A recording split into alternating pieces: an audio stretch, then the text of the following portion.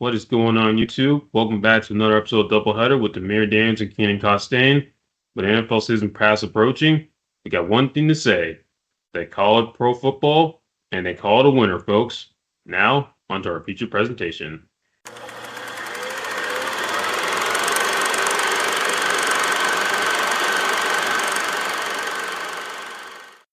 All right. Well, here we are. It's first episode of July. Got the season approaching. This is what episode up on 7? 7, yes, correct. Okay. Yep, seventh episode. So it's gonna be a good one. I see we got a familiar face, no, a familiar last name, and the voice of NFL films on our schedule. So what do you think of that? Yeah, for sure. I'm really excited to be here today talking about these two guys with you. And hard to believe it's episode 7. We're going to keep rocking and rolling with this. And without further ado, let's get right into it. Definitely. So I'm going first. We got Mr. Jack Buck first on the itinerary. So of course, first thing of that name, we think of this man when thinking of, well, when you think of that name, Buck, what do you think of, Keenan? Rather. Uh, I think maybe a familiar commentator that does NFL stuff. He also does commentary with a guy who used to play for the Dallas Cowboys. Troy Aikman. Well, yeah, Troy Aikman, but also his partner who he worked with the Fox and now with ESPN. Uh, oh, Joe Buck. Yes, you are correct. So, of course, here he is, Mr. Joe Buck and Mr. Troy Aikman. When they used to work at Fox for 2002 to 2022, and now you get to hear him on ESPN calling Monday Night Football, which we'll be hearing a lot of Monday night as this presentation goes along. And if you're familiar with Mr. Joe Buck, he's had a mixed history with his calls. So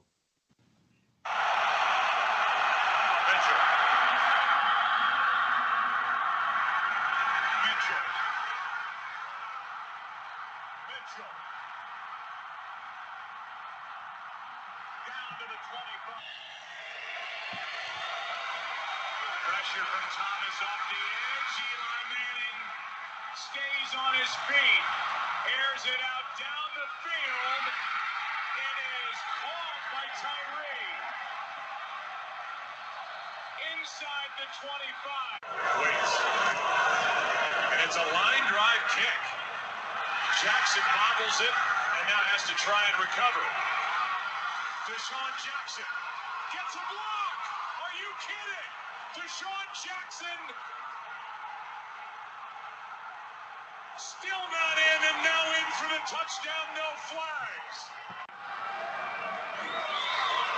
Keenan steps into it, pass is caught. Diggs, sideline, touchdown, unbelievable. Vikings win it. yep, all those courtesy of Fox Sports. So of course, yeah, got to hear a mixture of the mundane to the exciting with Mr. Buck. And Right, right. And before we jump right into the next slide here, I just wanted to give a few words on some of the calls that he's made. I do remember the Deshaun Jackson one in 2010. I remember actually, I think I was watching it on Facebook somewhere or maybe on television. I remember I was in Arizona at the time when he made that call, and I really liked Deshaun Jackson's game, and I was very excited to see him get to the end zone with the punt return against the Giants. And fast forward a little bit, I do remember watching the Vikings and Saints game with the Stephon Diggs touchdown and the way he was able to stay in bounds, with the game on the line. Kirk Cousins was the quarterback at the time.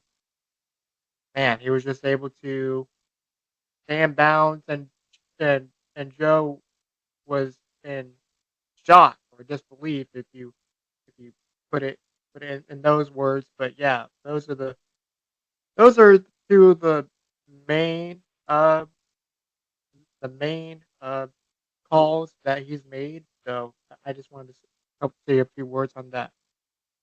Yeah, and I know where I was for the Deshaun Jackson and Stephon Diggs calls too, because like whenever they just concluded the Panthers game here in Charlotte, and they cut to that game, and they show the remainder of the Giants Eagles game, including the Deshaun Jackson's game-winning punt return. As for the Saints Vikings game, I was watching that play with my parents, and I just walked away. Well, all of a sudden, that's when the play happened when Diggs scored the touchdown, as we all know, was the Minneapolis Miracle. But getting back to Joe Buck, the announcer, of course, he also, just on NFL games, he does Major League Baseball. And most importantly, got started off with in St. Louis calling games for the Cardinals. How about that? So you see the gateway to the west in the background there, and of course, used to call MLB games for Fox, including the World Series, which is also, or in getting back to the Cardinals, that's where his father, also the main star of this presentation, Jack Buck, got his start. That's where he rose to fame.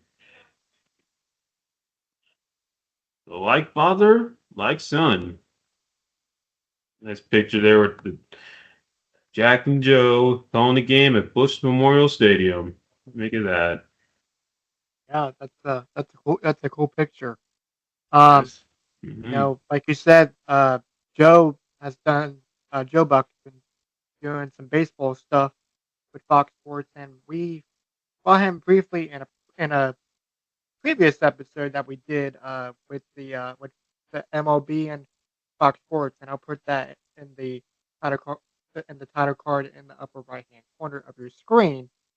So that's a nice little connection from a previous episode that we did. But yeah, that's a pretty cool picture in itself, and it's a pretty cool memory. Yes, it is. And now let's dive into the main star of the show, Mr. Jack Buck. Would have turned 100 years old next month, as he was born on August 24th, 1924, in Holyoke, Massachusetts. And then his first exposure to broadcasting, listen to this guy right here, Fred Hoey, play-by-play announcer for Boston Red Sox. Then at age 15, he and the rest of his family moved to Cleveland because his father worked in the railway industry. And in 1950, he enrolled at Ohio State University. I mean, think of that. So got, mm, Yeah, definitely. yep. Also, and while he was there, did broadcast games for their local for the campus station WOSU, calling for the Ohio State Buckeyes football and basketball team. And of course, it's early on when you're getting into like the flow of the broadcasting world. It didn't go as smoothly as it didn't go as it got to a rocky start. There it is, as you can see by these two quotes. When I went on the air to do a sports show, I've never done a sports show. When you can move your cursor, Amir. Oh, yeah, sorry. Here we go. Yeah, you good. I've never done a sports show. When I did a basketball game, it was it was it was first time I've ever did play by play. Same with football. Jack Buck recalling his experience at WOSU. Okay. So the next quote says, "You better find something else to do for a living." I knew he was wrong. I was still chasing my dream. That's a pretty impactful quote. I'll ask you this, Amir. So when do you think of these two quotes? Like, what's the first thing that comes to mind? Well, I mean, in the second quote, that was a teacher telling him who's critiquing his play abilities, and so yeah, I can tell. Of course, got to a rough start, because he never done this before. Because what you don't see in this picture is that he also did some odd jobs prior in between high school and college. He He's worked as a soda jerk, worked on a tanker, also served in World War II, and even considered dropping out of school entirely after his father passed away from rheumatic poisoning. And then when he did, but of course he wanted to do broadcasting after listening to Fred Hoy at the Boston Red Sox. But then again, you keep in mind, he had the experience, and it showed early on in his career. But of course, he was trying to build his craft, and he was set. He kept working at it. Absolutely, yeah. When I was thinking about what I was going to say while you were speaking there, you just try not to give up on what you're trying to accomplish, and kind of like what we're doing here with this podcast here. Um, yeah, it's just very impactful words, and and something to live by, and they it's basically that he had a chip on his shoulder. Jack Buck did, and he lived up to expectations for sure. So even though we don't know the rest of the story, but I do know that he definitely succeeds in the end. Definitely, and so, yeah, just he's you hit it right on the nail. Just don't give up because it's going to be tough early on as we're finding out with this podcast, and as Jack found out, and even his son Joe early on, it wasn't smooth sailing. So let's get back to good old Jack. Hey, stuck with it. If worked for a few other stations, WCO COL in St. Louis, Columbus, Ohio, calling games for the Redbirds.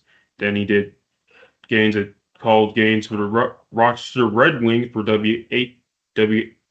WHES, and also did the weather report for their station, and also did TV for WBNS, so which is now a CBS station. So he was able, right after college, still continued with it.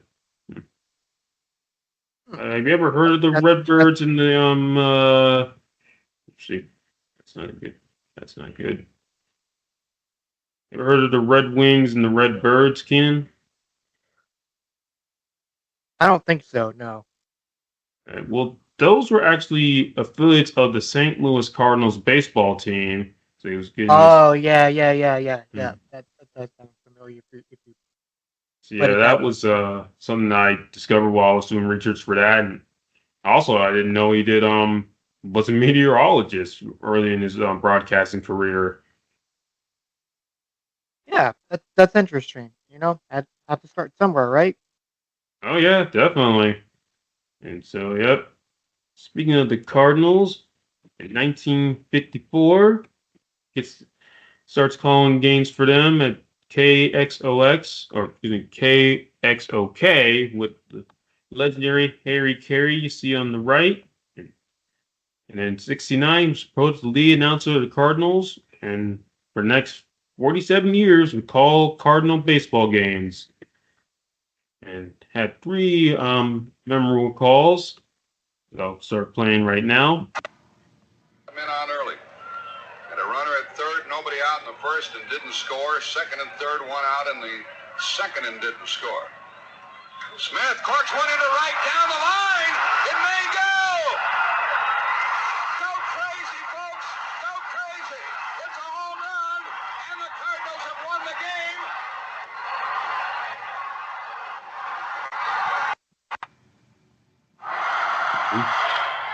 Into deep left center for Mitchell, and we'll see you tomorrow night. Shooter from the belt to the plate. A swing and a miss. That's the winner. That's the winner.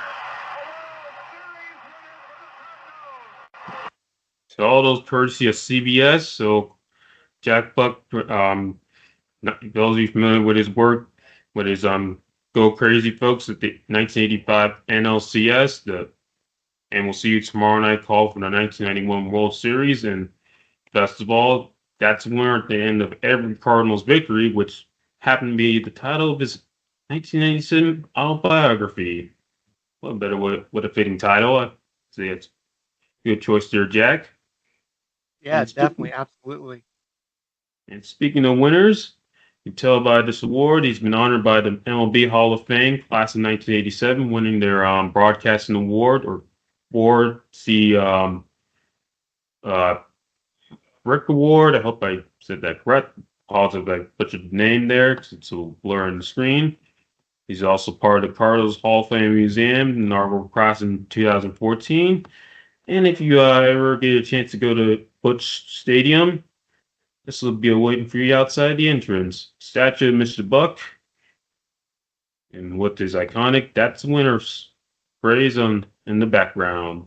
So it's definitely left an impact in St. Louis and MLB. But the main purpose of this story is to talk about his contributions to the NFL. So I'm getting predictions for his NFL career, Keenan. Let's see. NFL career. Well, we did bring up his son a little bit, so that might come into play later. Mm-hmm. Uh, that's a prediction there. Um, he'll call some memorable games for whatever network he decides to go with, or at least finds a job with in this point. So I don't have much predictions when it comes to that, but comes to your question. But I'm looking forward to this title slide.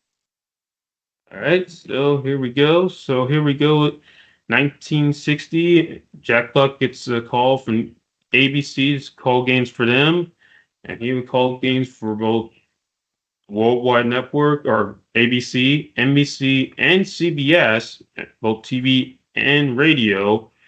With most of his work for CBS, but the latter from 78 to 96, calling games of Monday Night Football with this man right here, Mr. Hank Stram, who I'm circling right now. And early on, he would do regional games for the Chicago Bears, Dallas Cowboys, and most importantly, the St. Louis Cardinals. Yep, yep. Mm-hmm. And on first down, Hart back to throw. Steps up and airs it long for Tilly. Tilly got it! Touchdown! He jumped up and took it over the defensive man. Steve Wilson and got in for a touchdown on a spectacular play. Here's a high snap. Spladany takes it and kicks it high. Roy Green wants to return it, takes it on the 43, comes to the 45 midfield. Down to the 45, 40. He might score! He will score!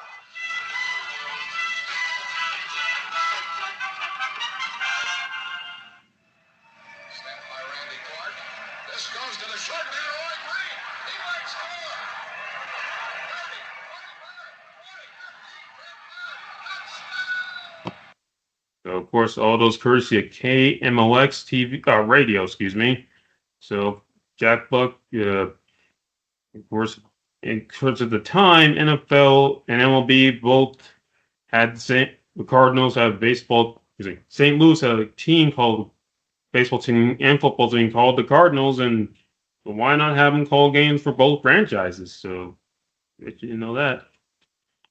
Yeah, that makes sense to me. He's done some baseball stuff in his early days, and you know, and I knew that possibly the Cardinals would play a factor, and sure enough, they did. And that's interesting that they brought it. He called some games for the Chicago Bears, and I'm not really surprised when it comes to the Dallas Cowboys.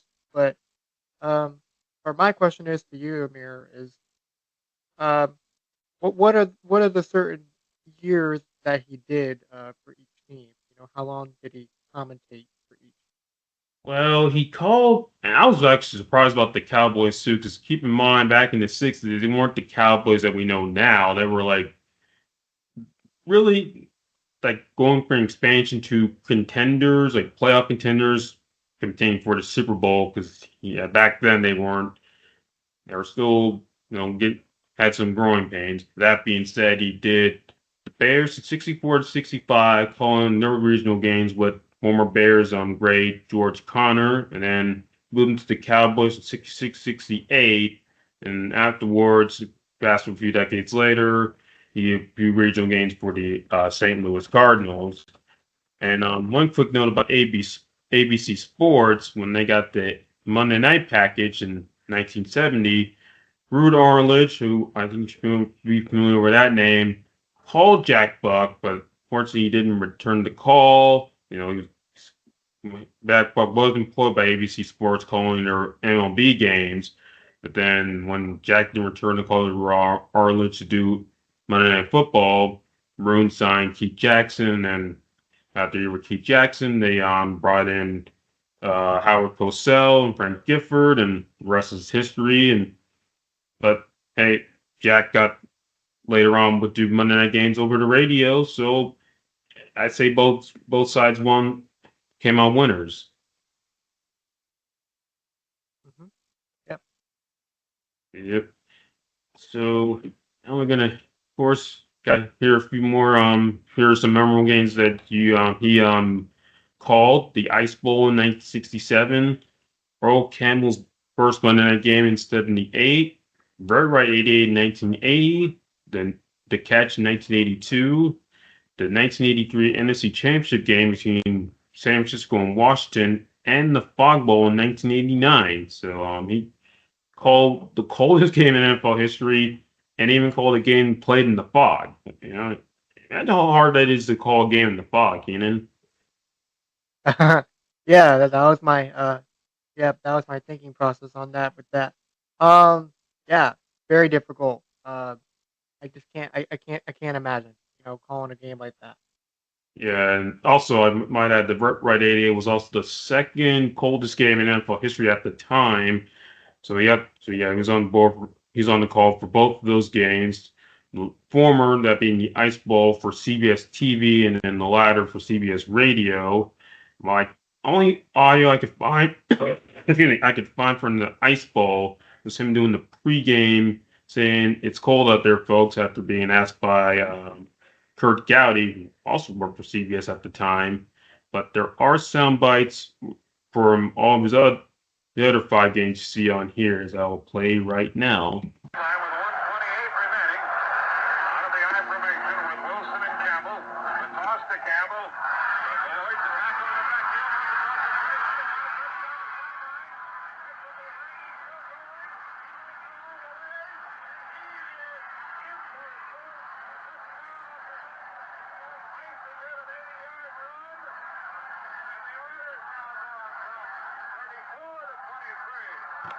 Right back to throw.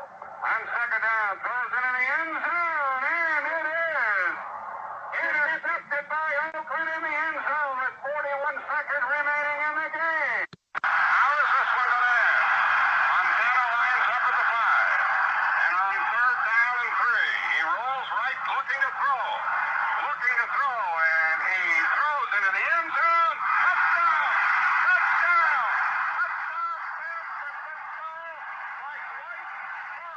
And a fake to Riggins and a pass by Theismann long over the middle. Caught inside the 35, 40. Down to the 20. There goes Charlie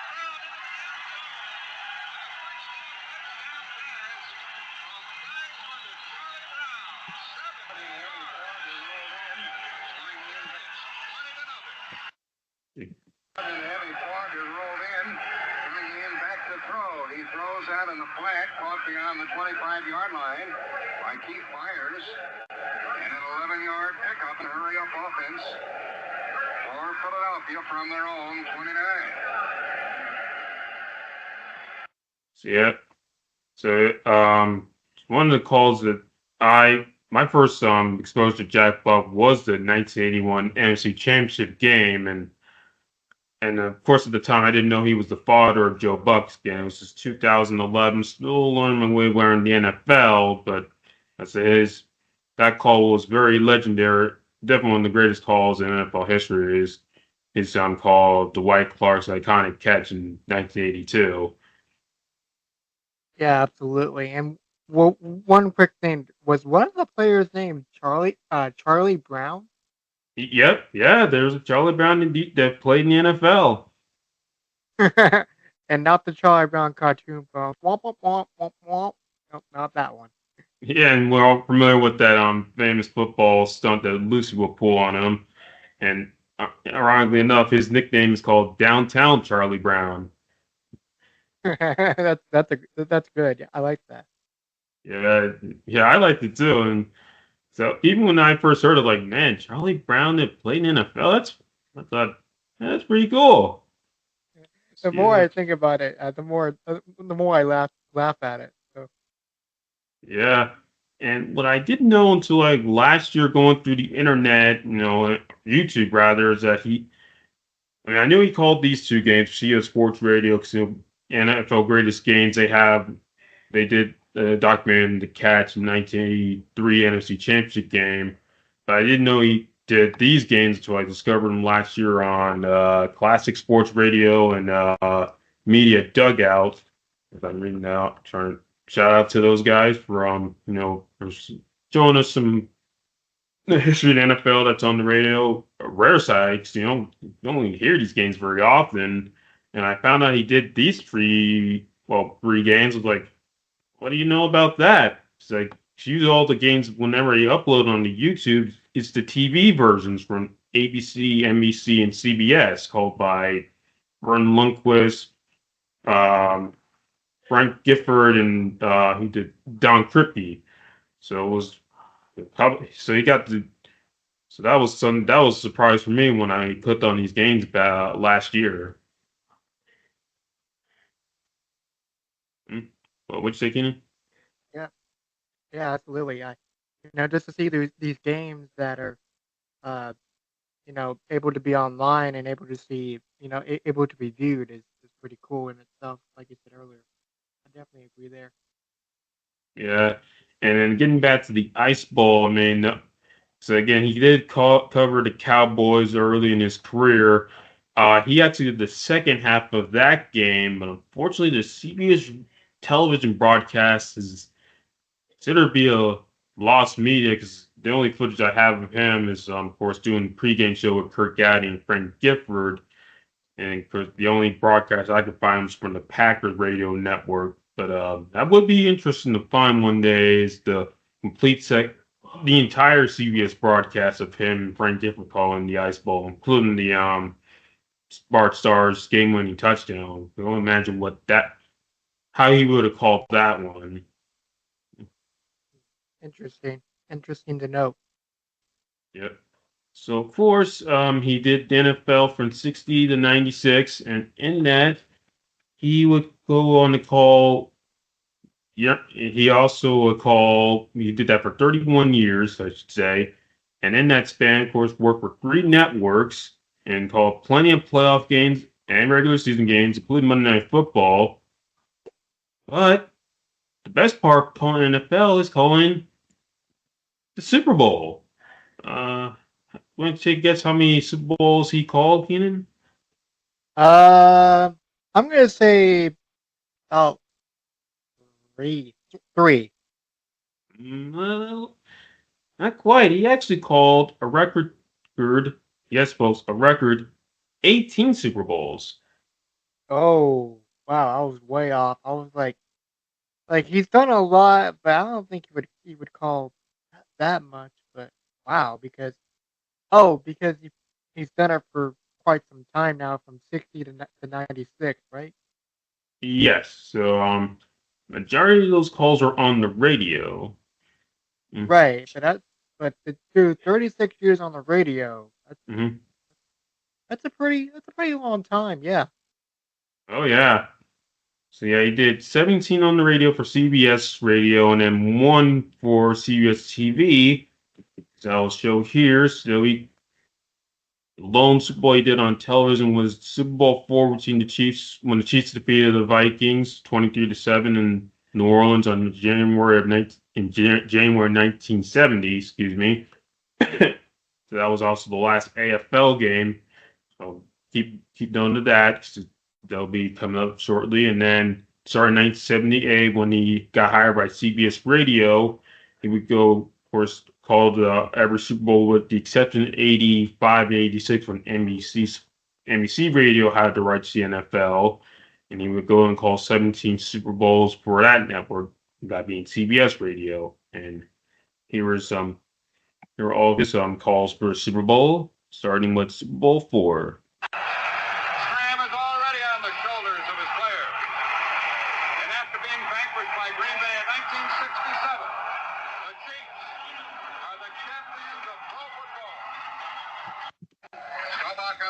who's going to throw. He looks, and Smith is wide open. And he's hit in the end zone. The ball was thrown behind him.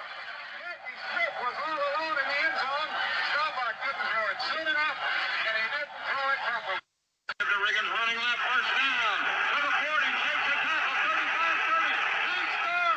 Reagan, touchdown for Washington, and the Redskins go on top. Coper. And it's a line drive kick that will be returned from the 7 by Jennings to the 10, to the 20, running hard, 30.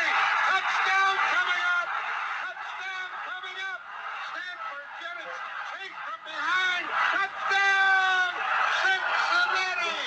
In motion. Montana is back to throw. He looks and throws, end zone. Touchdown. Touchdown. To John Taylor with 34 seconds left. A 10-yard touchdown pass to John Taylor. And the 49ers lead by 3. And the extra point will put the nail in the Cincinnati coffin. Yeah, Ricky Watt. We wait. There's a snap. There's a kick. It is up. It is no good. No one missed. 4 seconds left. The Giants have won Super Bowl 25 by the score of 20-19. We have Ricky Waters. He's split out to the right and William Floyd in the backfield. Here's the first down pass by Young. Long down the middle, right. Wide open. Caught. Touchdown, Briscoe. Man front for the Cowboys. They're showing the blitz. The blitz is on. O'Donnell throws. It's intercepted, and here's a touchdown for Dallas. Intercepted by Brown, and he got into the end zone, did he not? No, out of bounds. Out of bounds at the 6. A 31-yard return on another terrible throw by O'Donnell. Yeah, I don't know about you. The hairs are standing up on my arm hearing those calls. Absolutely. Just the wow, hey, all the way back to Super Bowl number 4, like you said, Amir.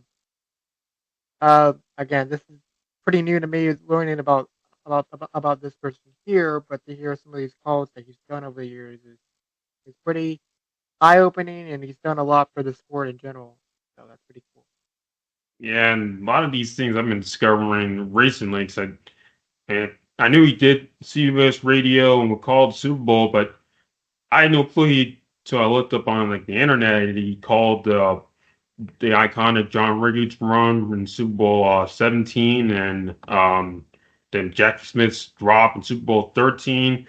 And I did know he called the game's John Taylor's touchdown in Super Bowl 23 and Scott Norwood's miss in Super Bowl 25, and of course his last game was the Cowboys involved the Cowboys. He started out calling their games locally for CBS, and then he ended up calling what today's their last Super Bowl on CBS Radio, which is his last NFL assignment before he retired. I just realizing that I say that. So in essence, he's called the last Cowboys Super Bowl win, the 49ers' last Super Bowl win to date, and he called the Chiefs' only Super Bowl until his son Joe did it in 2020. So it's like looking at 50 years. Yeah, that's a pretty cool stat. Just look at his son Joe Buck calling that Kansas City game, and that's something that I did not know about for sure. Yeah, that's pretty cool. Yeah, because I do recall Troy and Joe talking about that throughout a few times throughout the broadcast of Super Bowl 53 or 54 that Jack did call the game on CBS or Chiefs' last Super Bowl for back in January 1970. And the fact that I was able to find the broadcast of Super Bowl 4, I mean, that's pretty weird because they didn't really keep the tapes. The VCR didn't exist back in the 70s, and also if you did have a tape available, it's not the best quality because, it's high definition wasn't a thing in the 70s. But either way, his call of Hank Shane being carried off definitely was one of the greatest. Yep, definitely, absolutely. And there's no question that this is probably excuse me, this is probably the best person that's ever done it. Sorry, I keep sorry, sorry. Huh. But yeah, best person that ever done it. But yeah, it's been a great presentation, and can't wait to see what happens next.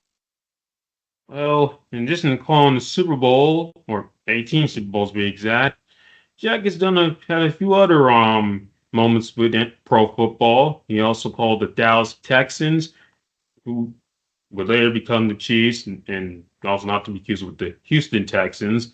So he called the at the time was the longest football game in history between the Oilers and the Texans, excuse me, when that game won the 62 AFL championship, which was won by the Texans, which became their last game before they became the Chiefs.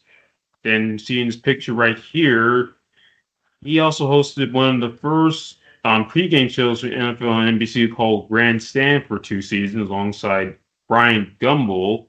That name should sound familiar because he was Brian's brother of Greg Gumbel. And then last but not least, he also called one of the first NFL games played outside North America, fitting enough, involving the Cardinals when they took on the Chargers in Tokyo, Japan in August of what is that? 76? That's 76? Yeah, 76. I just had to read that real quick. So, Yep, I was about to help you. I was about to help you do a Google search there if you needed it. So yeah. 76. Yep, and I was making sure because I had the game program on my slide, but it was very hard to read because But anywho, but yeah, he called that game, which was run by the Cardinals, and they won the score. I believe it was 20-10 over the Chargers in Tokyo. So definitely look. That was some interesting facts about that. So bet you didn't know that. So definitely some. That's something that when I do the research, that's like a lot of things I know about the guy, but then it's like there's got to be some more. And sure enough, I discovered these two nuggets right here: Grandstand and oops, first game played outside North America, which is fitting I bring it up because now with the Olympics almost 2 weeks away, there's gonna be gonna be televised on a national stage. Yep, that's a good point. Let me resolve that. So anywho, and of course, great career, gonna be honored by a lot of Hall of Fames. So I think you should be familiar with two of them, Keenan. Uh, I am familiar with the Sports Broadcasting Hall of Fame. That's familiar. The National Sports Media Association. Yes, I'm familiar with that. And I'm gonna say probably the NAB Hall of Fame.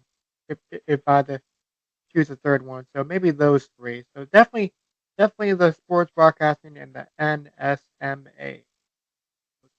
He's in six Hall of Fames rather. So of course Pete Rizzo Radio Television Award. He was awarded that in 1996 for his contribution to the NFL.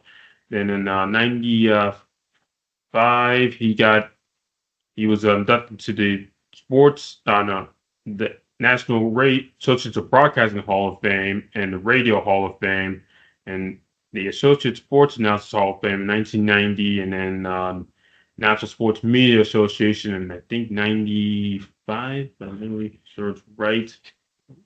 I wrote this down somewhere, but anyway, but he was inducted What to was the the what was it called again? N NSAM. I had that written down somewhere. It's Yeah, just I gonna do be. a. I thought I had that down somewhere. It is not there.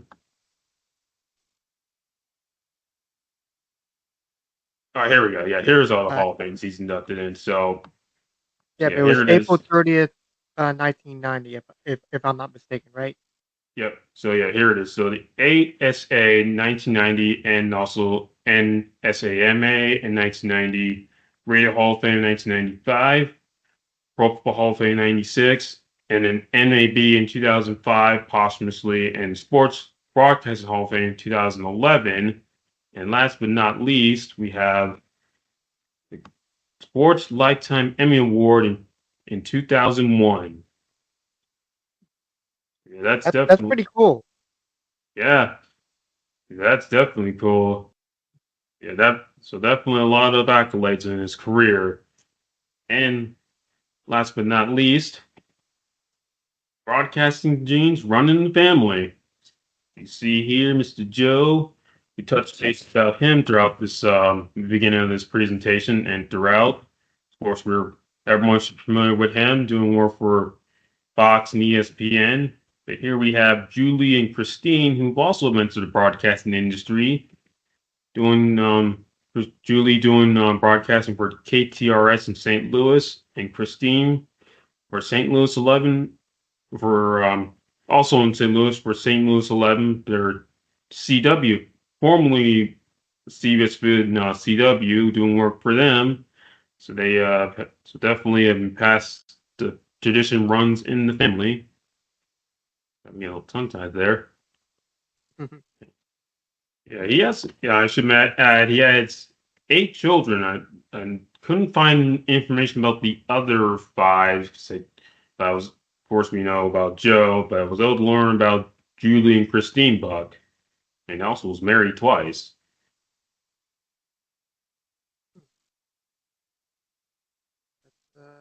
That's interesting.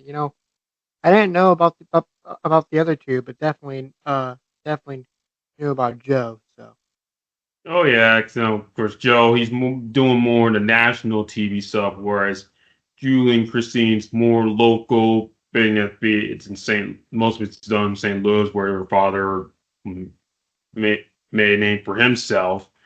Nonetheless, they've carried on the tradition of broadcasting in the Buck family, whether it's through nepotism or making a name of their own. I would side with the yeah, latter. yeah, definitely.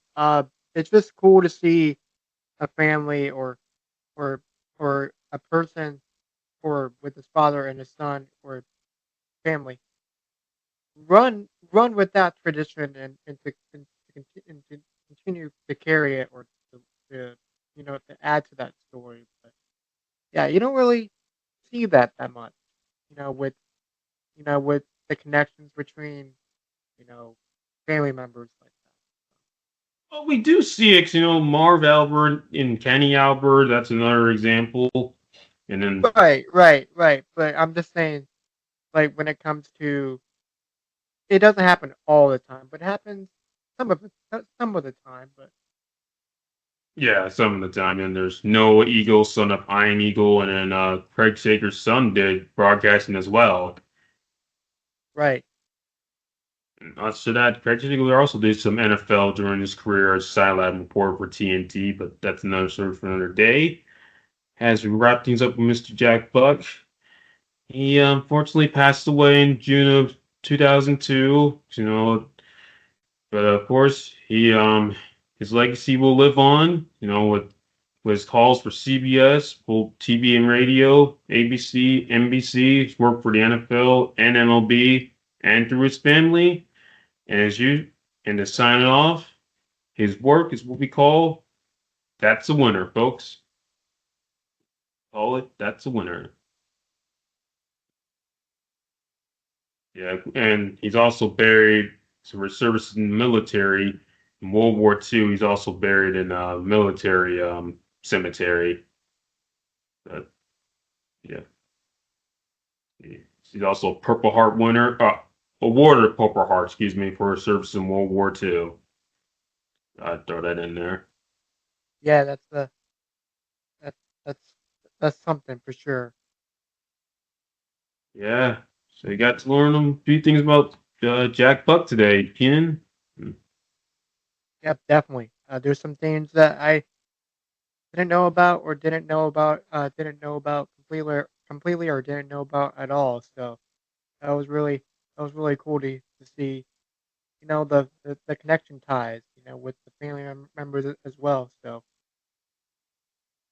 Yeah, yeah, yeah, the family members, the calls on CBS Radio, and even doing like he hosted a pregame show and calling game outside of North America. It's just, and I was familiar with his NFL career and baseball career, but like I said, when I do research on this stuff, it's always the things that you don't expect that comes out that you remember the most because you just weren't expecting it.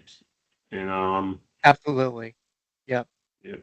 So again, happy. I know you're no longer with us, Mr. Jack Buck, but this August next month would have been your 100th birthday, so we did this in honor of you. And you said it yourself. That's a winner, folks. The next guy who will be for the subject of Keenan's episode, well, he also was a winner, folks. This time he did it more. No, he was. Let me say it again. He was a winner for not only for the NFL but also for NFL films, and he'll be coming up next on the second half of Doubleheader.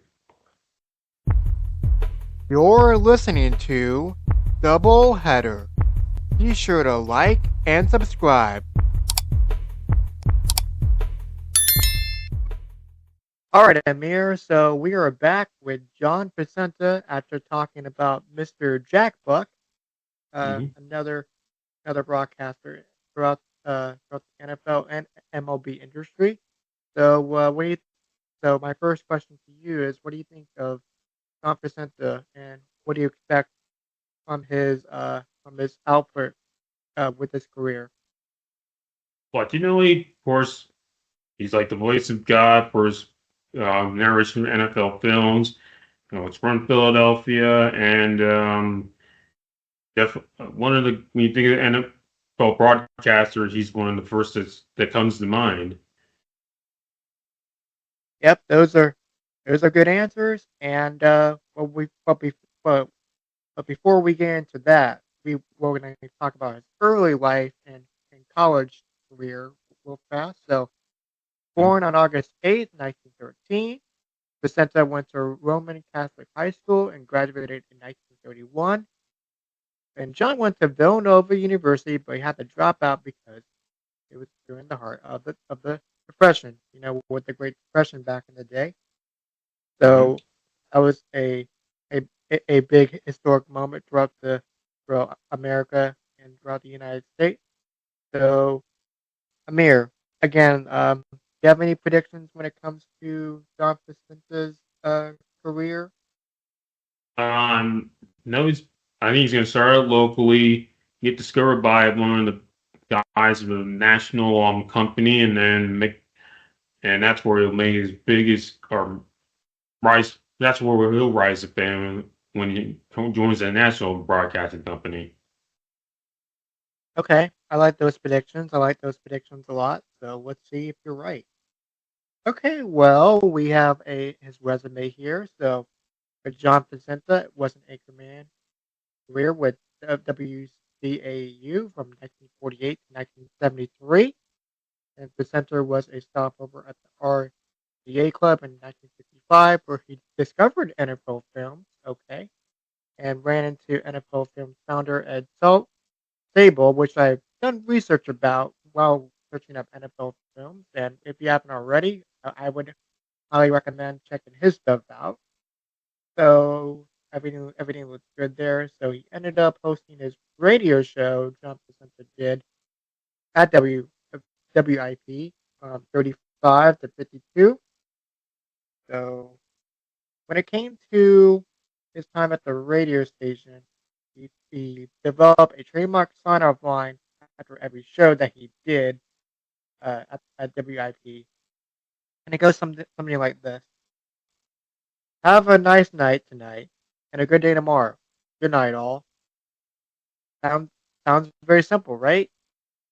Yeah, I didn't know he had a trademark like Jack Buck like for his radio show. Yeah, and for sure we'll go through more of his narration stuff here in a moment. So that's a good way to, after have a pretty good episode on the radio and talk about whatever he talked about during his radio show. I did not do much research for that, but I'm assuming it was NFL stuff or sports related. But with that being said, Placenta is most known for his radio and television career in the NFL. Okay, being known as the NFL films narrator for over 2 decades, and Don's nicknames are Voice of God. So Amir, ding ding ding ding ding, you are correct when it comes Hmm. to narration on NFL film. So with that being said, we're gonna go to a few quotes here when it comes to his narration with NFL film. Here we go. So Placenta would describe what would happen on the field and explain the rules and talk about players of the quarterback, QB, running back, fullback, in a courageous and passionate manner. Excuse me. Example would be describing the position of a linebacker and the duties on the field. So I'm going to go ahead and play this clip for you, this audio clip, and let him explain, what would happen on the field with the linebacker on the defensive end. Down in the dirt, the lair of the lineman. This is where the game is played. The fringe of no man's land is patrolled by the linebackers. The search and destroy men of the defense. Number 50, search and destroy. Number 58, search and destroy.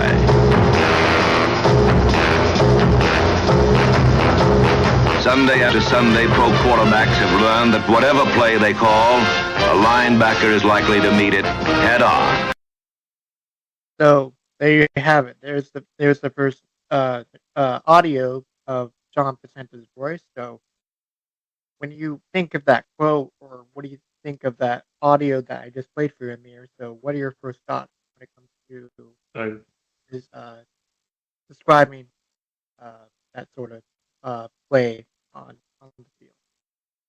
I say I'm hooked. It's like this guy, the voice gets you hooked, the music background gets you hooked, and the way he says "search and destroy," it's like he's saying it and you can see it, both in front of you or in your mind. I would definitely agree on that. Sure. When I was doing research on some of his calls, and I was able to uh, I was able to understand what he was, you know, uh, what's the word? He was to relate to the viewer. That's it. Uh, he was trying to describe to the viewer or relate to the viewer at home of what was happening, and just the way he explained it with passion and in a courageous manner. Like I said, was definitely eye opening. So when it comes to another example, you would do the narration of the 1974 game uh, of the championship game.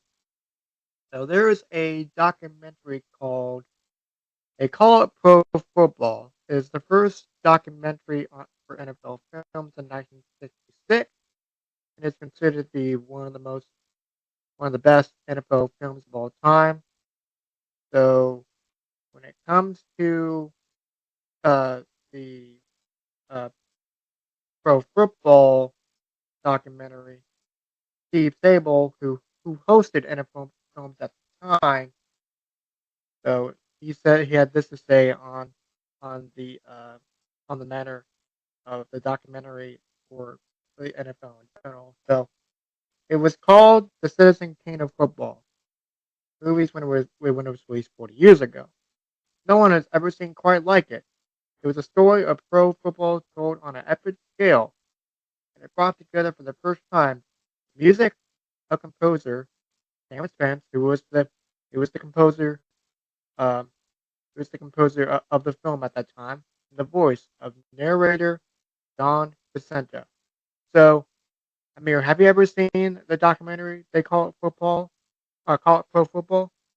I have seen it, and I definitely, when you hit it right on, Cecil hit it right on the nail when it brought the narration of John Facenda and the music and composition of Sam Sense together. Because again, when you think of NFL films, just from the early days, you think of them still to bring excitement and to both terms of music and narration to the NFL to help build build the tension, the excitement, and basically just add what's the word I'm looking for? Not excitement.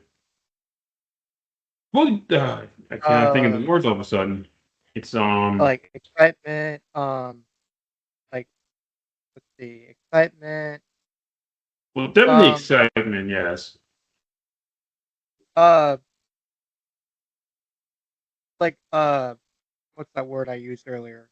Sorry, it's a little earlier than usual that we're doing this, but um, it'll come to me later for sure. But um, so moving on here, Mhm. we have the next quote when it comes to that they call a pro football documentary, and it was during the introduction of that documentary that John uh, states this. It starts with the whistle and ends with the gun. 60 minutes of close and action from football to touchdown. This is pro football. This, the sport of all time. So when you think of those words, Amir, what comes to mind? Well, definitely a tension grabbing. That's what I was looking for. And Yeah. that when I think of that documentary, I think of that first line and with Jonathan's narration, and then obviously Sam Spence's music played in the background. Just like you hear that music, hear the narration, and it's like go from like, whoa, wait a minute, what am I? Oh, this I'm listening to something good here. This is something that's getting my attention. Yeah. And when I was doing research on his narration work, I was just like you said on the audio reaction. I was hooked. I was hooked right away. And and think about this, folks. It was in the 1950s and 60s where television was slowly coming into houses and stuff like that. And you know, they had a lot of narration stuff back in the day. They didn't really have any any other stuff uh like that before. So that's different in itself. So back to examples of his narration work of Vicente's work.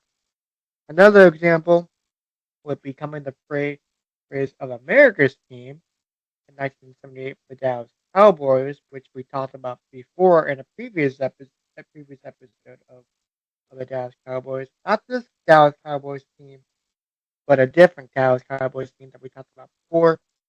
So Vicente says says uh says says it like this when he thinks about America's team and why do they call it America's team. So and I quote, "They appear on America's team so often that their faces are as familiar to the public as presidents and movie stars. They are the Dallas Cowboys, America's team." Amir, would you agree on that? And yeah, it's and when I think of John Facenda, I always, along with the pro football documentary, I always think of this, the America's, when he says they are the Dallas Cowboys, America's team. And the first sentence was pretty accurate because you see, even by that point in the 70s, the Cowboys they won two Super Bowls. They were on TV throughout the U.S. and you could see them all. You would see them all the time, and make well.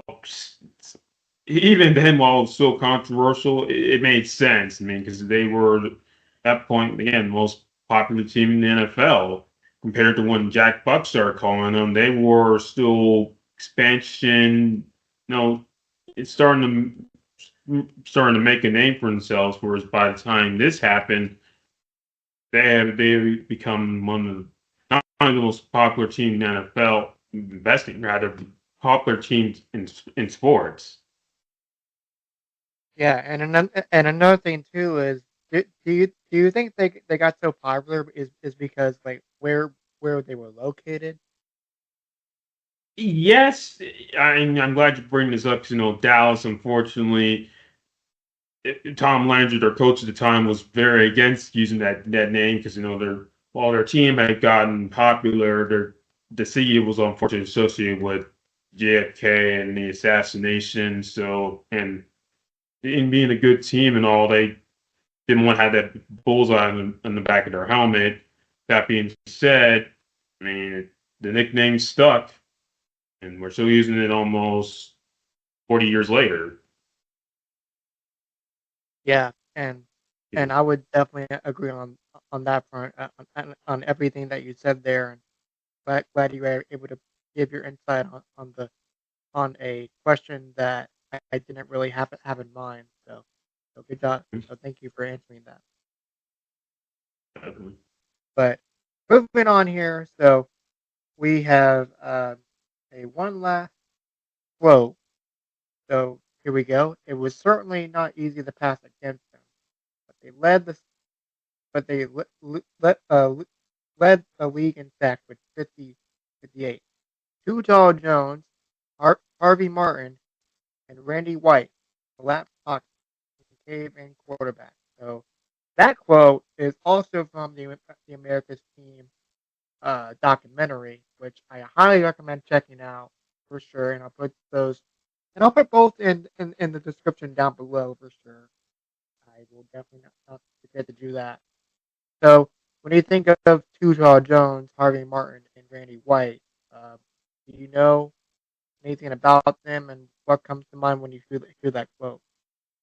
Well, when it comes to this quote, I know he's talking about the Doomsday defense, the nickname for the Dallas defense of that time. And then as for the three guys you mentioned, Ed Too Tall Jones was, his name said he was one of the tallest of these guys on their defense.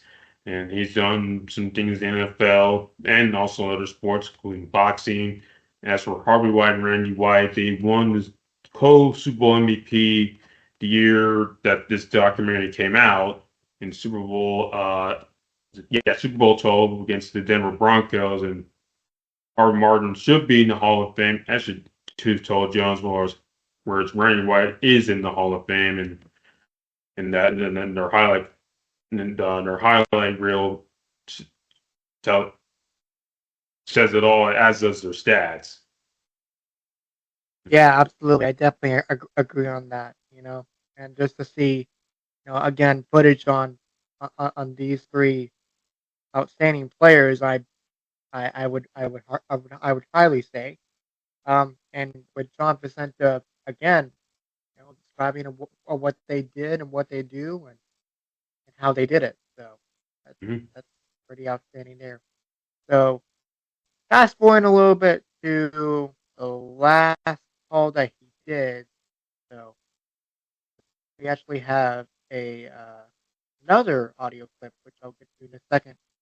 So in 1974, John Vicente would make his last final narration for NFL from according to Raiders.com.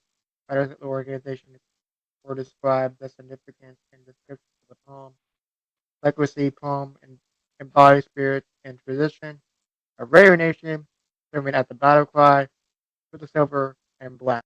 So I have a few of the poem pasted here, the few couple of stanzas, but I'll let John Vicente take over here.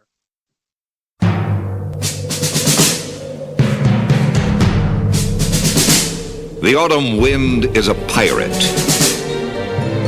blustering in from sea. With a rollicking song he sweeps along, swaggering boisterously. His face is weather-beaten. He wears a hooded sash, with a silver hat about his head, and a bristling black mustache. He growls as he storms the country, a villain big and bold, and the trees all shake and quiver and quake as he robs them of their gold. The autumn wind is a raider, pillaging just for fun. He'll knock you round and upside down and laugh when he's conquered and won.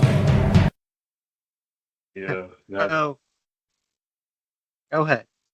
yeah, and that wasn't his last narration. But he did it in 1984.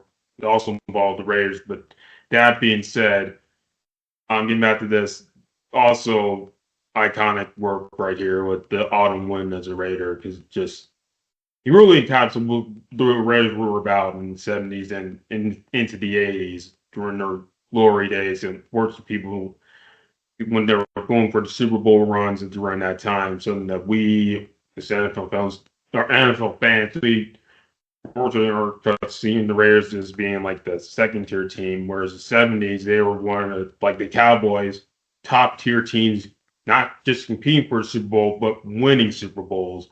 And when you think of that, it's where the Raiders is the autumn win and the Cowboys is the America's team highlight reel, and they're none other by the man, the legend himself, John Facenda. Yeah, definitely. So when I hear this audio played back here, it just seems like it's from a movie about pirates, and you know how it's kind of like a Peter Pan situation where I think Captain Hook and his crew trying to like get rid of Peter Pan, or has nothing to do with them. It gives me that type of vibe a little bit if you want to go into the animation you know world. But yeah, pretty cool when it comes to the Raiders. And I guess 1984 was the final call, right? Hmm. And I'm glad you brought up the gives you that setting of a movie. 'Cause Steve Sable, the guy who created NFL films along with his father, he majored in film in college at Colorado, and he incorporated that into his NFL films productions, which again really made it stand out from the rest of the sports products of the time. Because when they did highlight reels, a lot of it was lost or brought by the local stations. And when they made it national, the things that made it jump out was the musical scores and John Facenda's narration and C. Sable's background as a film major in college. Hmm. I did not know that. I did not know that. So that's something to Mhm. keep in mind while editing this, and you know do research on later for sure. Definitely. So with that, we're gonna go with his accolades and titles with John Pacenta. So Pacenta was inducted in the Sports Hall of Fame in 2021 and has been honored by the Football Hall of Fame twice. So John has been honored with the Ralph A. Pioneer Award by the Football Hall of Fame in 1986. Pacenta is also a member of the Broadcast Pioneers of Philadelphia, like where he grew up rather in 1992, and was awarded with the Governor's Award, the Lifetime Achievement by the Philadelphia 184. So with that, with Pro Football Hall of Fame President CEO David Baker had this to say about John Facenta's character legacy throughout NFL broadcast. His narration of the league his narration of the league history, the legacies of those who played, coached in it, and the stories of its greatest moments and memories help generations of fans fall in love with the game and make it America's passion. So I couldn't say it any better myself. And Amir, like you said in the very beginning of this presentation, very, very passionate. I don't know if those words are not, and if they're not, I apologize. But yeah, you probably nailed it. You probably nailed on the noggin for sure when it came to what John Vicente's legacy is. Yeah, and David Baker said it hit on nail as well because when, especially with the documentary they call Pro Football, I mean, again, at that time they made it, you know, football wasn't the national sport; it was baseball, which, and thanks to guys like Vicenda, Sable, and Stan Spence, and a few other guys like you name, they made it America's favorite pastime, and because you see more NFL fans today than MLB, and I bring on MLB because again, it got but the MLB games, and also we're out in the middle of the MLB season. But again, just shows you how they help make it why we enjoy not just pro football but the sport of football in general. 'Cause, the players, the coaches, the game itself, and also even the music as well in the highlights. Yeah, and the thing about with MLB started way before the NFL did in the early 1900s. I want to say. I Mhm. don't know the exact year, but um, yeah, just to see how much the NFL has grown and with so much history, so much has happened with so many past commentators of what they brought to the sport. It's pretty cool, and with all types of sports as well. Mhm. So with that, we are done with this presentation and with John Vicente's career. I would say it's a pretty eye-opening one for sure, and how he would pave the legacy of the NFL. Yeah, I will say this: like I was hoping he would be in more Hall of Fames than receive more recognition for his works. He was a pioneer of sports narration, not just NFL narration, sports narration. Definitely agree. And is there any similarities between the two stories? I know I like to ask this question a lot to you, Amir. Well, they're both born in August, and this will be released in August, so fitting it's going to be released around that time. Of course, when I did this, it would be in honor of Jack Buck's 100th birthday, but then John Snow was born August the 8th, so it's like, so I'm not you're surprised throughout the going during the presentation. And I when we do the presentation, excuse me. Yeah, yeah.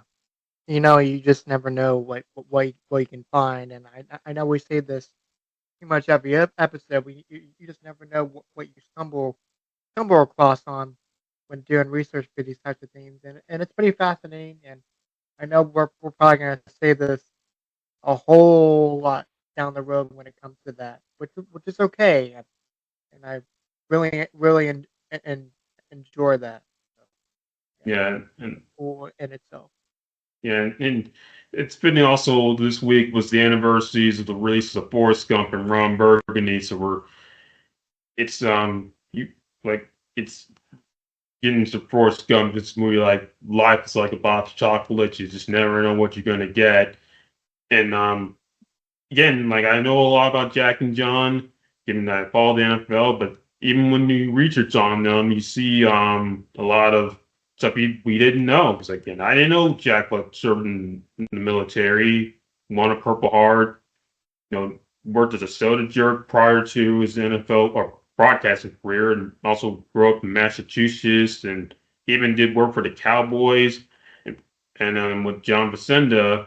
Again, I knew a lot about him, but again, I thought he would have more honors, and I also know he had his own radio show prior to doing television, so it kind of ties in probably more to Ron Burgundy stuff because he was the anchorman himself.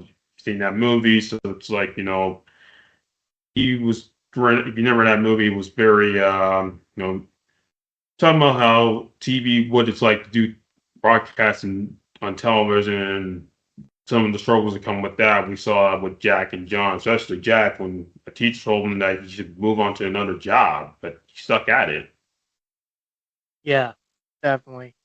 And just going back to your original point, um, just trying to figure out this information and how you follow the NFL, and I, I, I do follow it, but I do follow mostly the games per se, but the history, I don't, I don't know much about because I follow NASCAR usually, and to Mhm. come on here with you and talk about this with you, and even when you're giving your presentation, I'm learning a thing or two about this, and I hope the people that are watching this and listening to this on our platforms learn a thing or two.